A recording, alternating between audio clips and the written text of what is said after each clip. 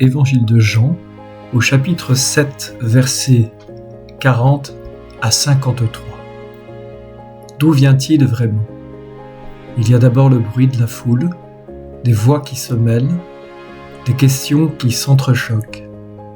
Est-ce de Galilée que vient le Christ ?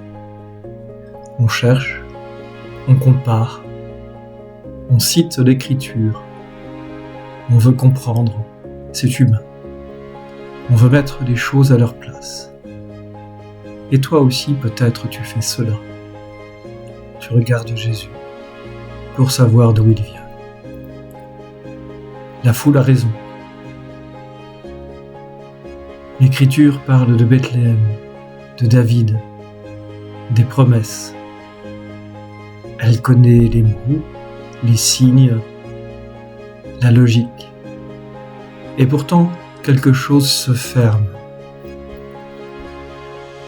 La vérité devient frontière. On croit connaître et on empêche de reconnaître.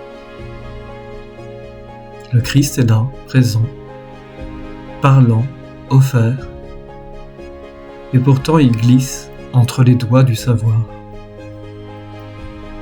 Regarde-le.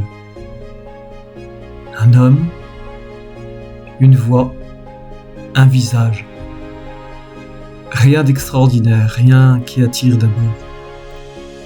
Il vient d'un village, il a une histoire, et cela suffit souvent à le réduire, comme si Dieu devait se manifester autrement, comme si le mystère ne pouvait pas passer par l'ordinaire.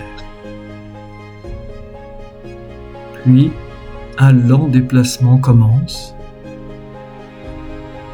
La question s'inverse.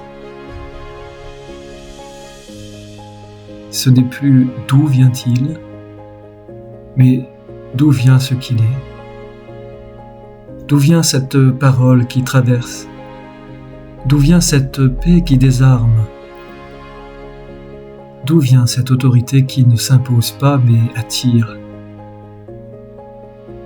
Peu à peu, le regard change de place. Il cesse de chercher un lieu. Il pressent une origine invisible. Oui, il vient, mais pas comme les autres viennent. Il vient d'ailleurs.